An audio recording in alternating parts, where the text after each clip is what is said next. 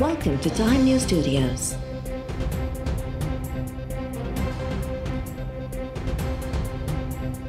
You are watching HBN Bulletin. वफ़ाक़ ऐं सिंध सरकार जी committee रुगो कराची न पर समूरी सिंध लाइ आहे। कमेटी जे TORs में सिंध जा ॿिया मनसूबा बि शामिल आहिनि। अहिड़ियूं कमेटीज़ पहिरीं बि ठहियूं हुयूं। वॾे वज़ीर मुराद अली शाह चयो आहे त वफ़ाक़ ऐं सिंध सरकार में राब्ते जी खोट हुई। NDMA खां नाला साफ़ कराइण वारे सुप्रीम कोर्ट जे हुकुम बाद राब्ते जी खोट ख़त्म करण लाइ कमेटी जोड़ी वई। कमेटी जे इजलासनि में रुगो कराची न पर सिंध जे ॿियनि शहरनि में बि रोलड़े जो शिकार मनसूबनि ते बि बहस थियो। कोऑर्डिनेशन कमेटी इंतज़ामी मामलनि खे न ॾिसंदी। कराची में नाला साफ़ करण जी ज़िम्मेवारी KMC, DMC ऐं कैंटोनमेंट इख्तियारनि जी आहे। क्यामाड़ी ज़िले जे क़याम ते ॻाल्हाईंदे वॾे वज़ीर चयो त कोऑर्डिनेशन कमेटी इजलास में हिकु मेंबर क्यामाड़ी ज़िले जो मामिलो थारियो। असां जवाब में चयो त इन में कहिड़ो ऐब आहे। असांखे ख़दशा आहिनि त घणो कमाईंदड़ ज़िला हिकु पासे थी विया आहिनि। क्यामाड़ी ज़िले जे क़याम ते घणे अरसे खां ॻाल्हियूं हली रहियूं हुयूं।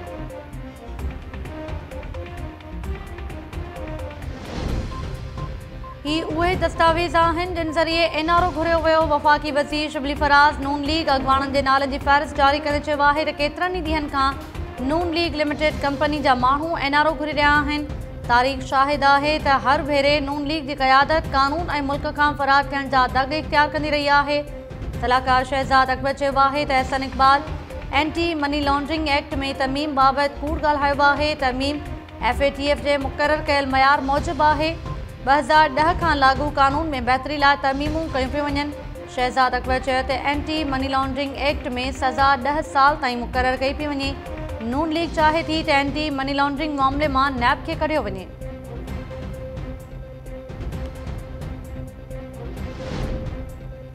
सिंध हुकूमत कानून तहत एडमिनिस्ट्रेटर मुक़ररु करे सघे थी। नालनि ते गौर कयो पियो वञे। जल्द नाला साम्हूं अची वेंदा। वॾे वज़ीर जे सलाहकार निसार खोड़ो चयो आहे त 28 अगस्त ते मकानी इदारनि जे चूंडियल नुमाइंदनि जो मुद्दो पूरो थी रहियो आहे। 128 ॾींहनि में चूंड कराइण इलेक्शन कमीशन जी ज़िम्मेवारी आहे, पर अञा ताईं चूंड लिस्ट नाहे ॾिनी वई। कराची में प्रेस कॉन्फ्रेंस कंदे निसार खोड़ो चयो त मुशर्रफ दौर में कराची खे 18 टाउन्स में विरहाइण ते MQM ख़ुशि हुई। हाणे खेनि क्यामाड़ी ज़िले ते एतिराज़ छो आहे। वज़ीर आज़म इमरान ख़ान चंदे बहाने मुल्क मां भतो उगाड़े रहियो आहे। आवाम खे अहिड़े वज़ीर आज़म मां छुटकारो ॾियारणु घुरिजे।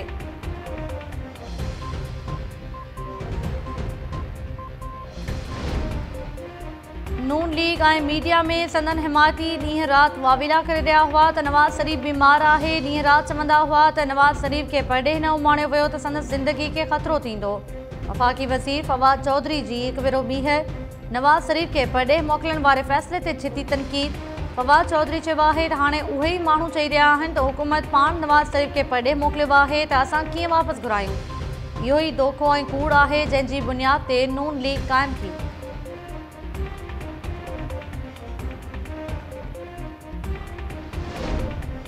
सिंध जी राजधानी कराची में 2 ॾींहनि जी बरसाति बाद हेठाहीं इलाइक़नि में अञा बि पाणी बीठल।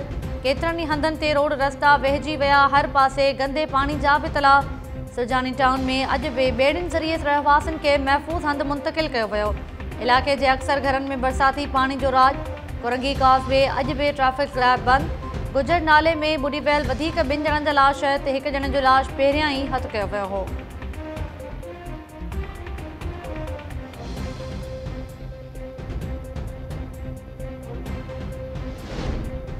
सिंध जे मुख़्तलिफ़ इलाइक़नि में 3 ॾींहं बरसाति जारी। बदीन, खोसकी ऐं निंदो सूधो ज़िले जे मुख़्तलिफ़ इलाइक़नि में तेज़ हवा सां बरसाति।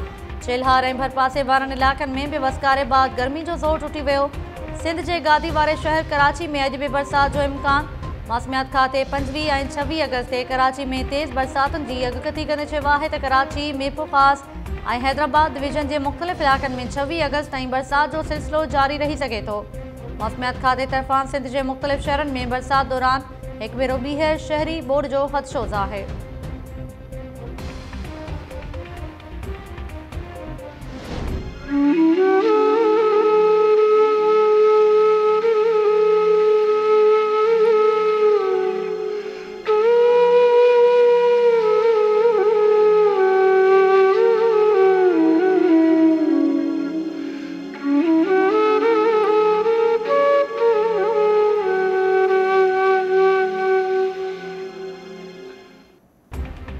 भरिसां ख़ौफ़नाक हादसे में औरतुनि ऐं ॿारनि सूधो 10 मुसाफ़िर जुल जो शिकार। जैकबाबाद खां बलूचिस्तान वेंदड़ मुसाफ़िर वैन सां ट्रक टकराइजी वई।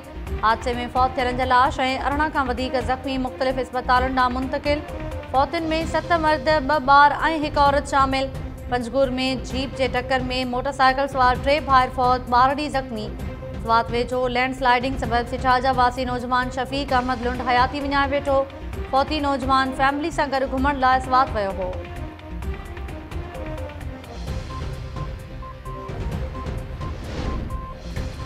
कराची कमेटी नामंज़ूर। सिंध जे मुख़्तलिफ़ शहरनि में कराची के वफ़ाक़ हवाले करण वारनि साज़िशनि ऐं कराची कमेटी ख़िलाफ़ मुज़ाहिरा।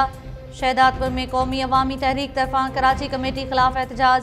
बदीन में अवामी जमहूरी पार्टी जा कारकुन रस्तनि ते निकिरी आया। मिठी में शागिर्द तहरीक जे सर ते रैली बाद मुज़ाहिरो। कराची कमेटी ऐं सिंध जे विरहाङे वारनि साज़िशनि ख़िलाफ़ नारेबाज़ी। अॻवाननि ख़िताब कंदे चयो आहे त कराची सिंध जी दिलि आहे। सिंध जो हर माण्हू आख़िरी फसाह ताईं कराची खे वफ़ाक़ हवाले करण वारी साज़िश ख़िलाफ़ जिदोजहद जारी रखंदो। सिंध जे विरहाङे वारनि नापाक साज़िशुनि खे सदाईं नाकाम बणायो वेंदो।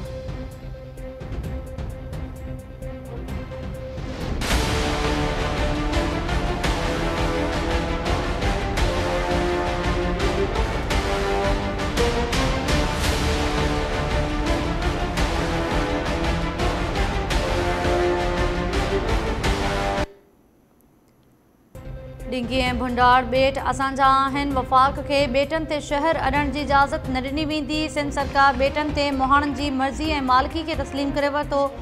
मुर्तज़ा वहाब चयो आहे त कराची जे साहिल सां लॻंदड़ ॿेटनि बाबति माहीगीरनि जी जेका मर्ज़ी हूंदी, पीपल्स पार्टी उन में भरपूर साथ ॾींदी।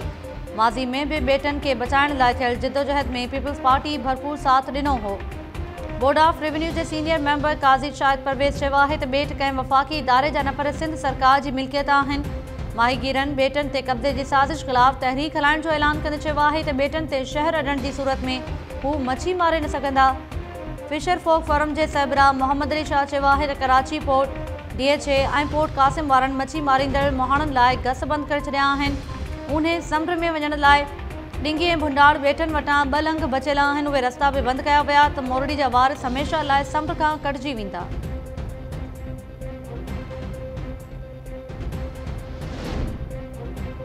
खैरपुर में ईद जी रात क़त्ल थियल वापारी राजेश कुमार जे केस में घुर्बल 3 जवाबदार गिरफ़्तार।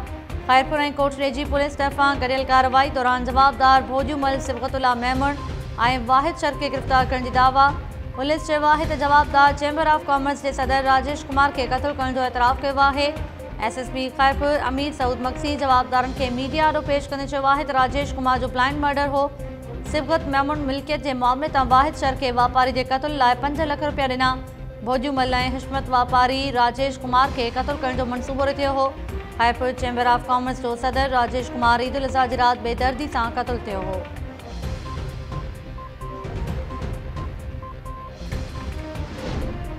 सिंध में कोरोना वधीक 9 मरीज़नि जूं हयातियूं गिड़काए वियो। 319 नवां केस ज़ाहिर थियण बाद सूबे में वायरस हटियलनि जो अंग वधी 1,28,284 थी वियो। वॾे वज़ीर कोरोना जा नवां अंग जारी करे छॾिया। गुज़िरियल 24 कलाकनि में 771 मरीज़ कोरोना के शिकस्त ॾेई सिहतयाब थी विया। कराची में 160, दादू में 26, हैदराबाद में 19, कंबर में 15, सांगड़ में 13, ठट्टो में 10 ऐं टंडो अलहियार में 9 नवां केस ज़ाहिर।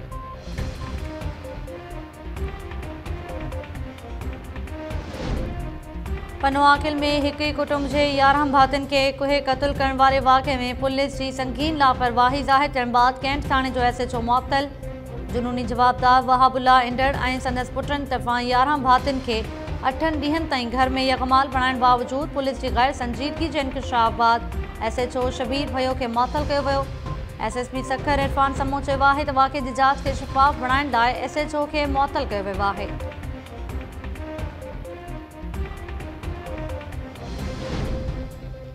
कंदकोट में धाड़ेल वधीक हिकु नौजवान खे अगवा करे विया। नौजवान मिस्त्री एहसान निंदवाणी खे मुबैना तौरु ट्रैक्टर ठाहिण जे बहाने सां वठी वञण बाद अगवा कयो वियो। वालिदैन चयो आहे त संदन पुट खे मोटरसाइकिल सवार ट्रैक्टर ठाहिण लाइ वठी वियो, जंहिं बाद हू वापसि नाहे मोटियो। नौजवान जे मुबैना अगवा बाद कंदकोट ज़िले मां अगवा थियलनि जो अंग छती वियो।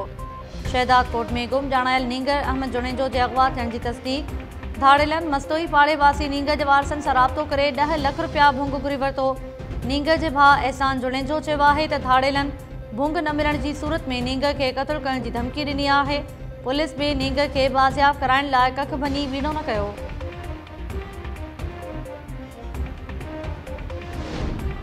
माहा ऐं ताबिश हिक ॿिए खे पसंदि कंदा हुआ। वारसनि मूजिबि संदन शादी जा मामला घणे हद ताईं तइ थी विया हुआ।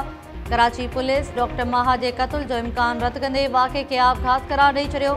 पुलिस चयो आहे त डॉक्टर माहा जो दोस्त जुनेद ब्लैकमेलर हो। लॻे थो जुनेद जी ब्लैकमेलिंग सबबि डॉक्टर माहा आपघात कयो आहे। ख़ुदकुशी लाइ इस्तेमालु थियल पिस्टल जे मालिक साद नसीर सूदो, 2 जवाबदार गिरफ़्तार।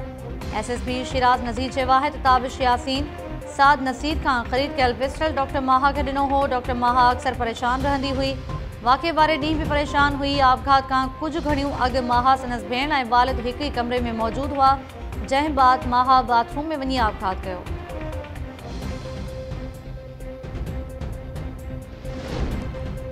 कोठड़ी जे साधुपाड़े में अधरोड़ शख़्स अली अहमद इस्कानी मुबैना तौर पाण ते फायर करे आपघात करे छॾियो।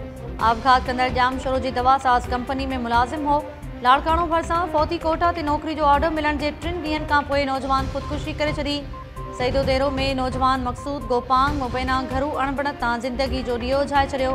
मिठी भरिसां पीसन औरत ॾाई कोल्ही जो वण में टंगियल लाश वारसनि वाक़े खे आपघात करार ॾेई छॾियो। मातली में मोबाइल जी किस्त जा पैसा न मिलण ते नौजवान इरफानुल्ला फाहो खाई आपघात करे छॾियो। मिठी भरिसां ॻोठ डोडी जी ढाणी में नौजवान साजन भील जो झोपड़ी में टंगियल लाश पुलिस लाश अस्पताल मुंतक़िल करे छॾियो। वाक़े जा कारण मालूम न थिया।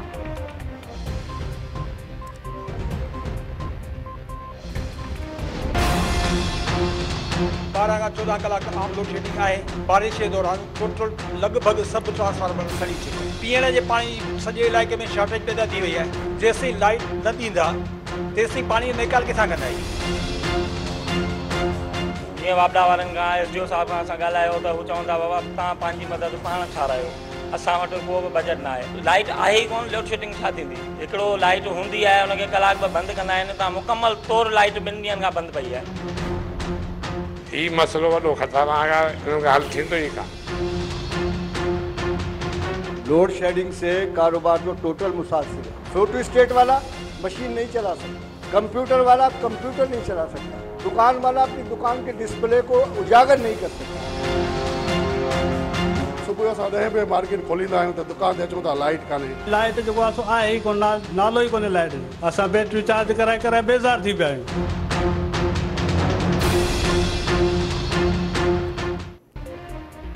सिंध में अणेलानियल डिघी लोड शेडिंग जो अज़ाब न टरियो। कलाकनि जा कलाक बिजली बंदि हुजण सबबि कारोबार मुतासिर।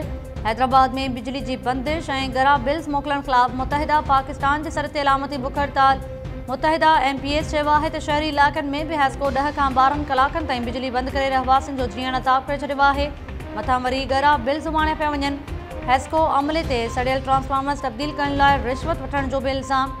छाछरो में बिजली जी फनी ख़राबी ख़त्म न थियण सबबि 40 खां वधीक ॻोठ बिजली खां महरूम। रहवासी बिटे अज़ाब में मुब्तला ठरी मीरवा में अज़ादार अणेलानियल लोड शेडिंग ख़िलाफ़ रस्तनि ते निकिरी आया। मुज़ाहिरे दौरान सेप्को ख़िलाफ़ नारेबाज़ी। अज़ादारनि चयो आहे त सेप्को वारा बिना जवाज़ 16 कलाकनि ताईं बिजली बंदि करे शहरनि खे तंग करे रहिया आहिनि। बिजली बंदि हुजण सबबि मातमी जुलूस नथा कढी सघजनि।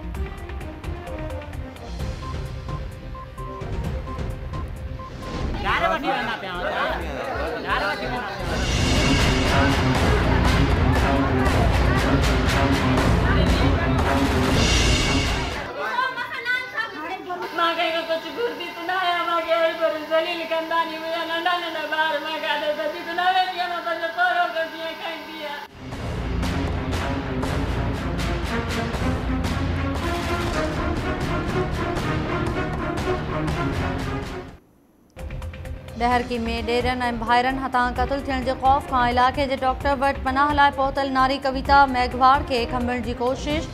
नारी जूं दाहूं। नारी रोईंदे दाहियो आहे त मुड़ुस जो दिमाग़ी तवाज़ुन ठीक न आहे। ॾेर ऐं भाइर कारहं तोहमत हणी क़त्ल करणु चाहिनि था। दाहन ॾियण बावजूदि पुलिस न पनाह ॾिनी ऐं नई जवाबदारनि ख़िलाफ़ कार्रवाई कई। तहफ़ुज़ ॾियण जी घुर।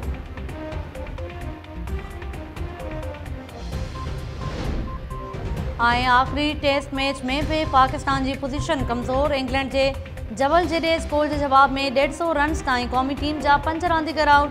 शान मसूद 4, आबिद अली 1, बाबर आज़म 11, असद शफीक 5 ऐं फवाद आलम 21 रन्स ठाहे आउट। इंग्लिश टीम 8 विकेट्स जे नुक़सान ते 583 रन्स ठाहे इनिंग्स डिक्लेयर कई हुई।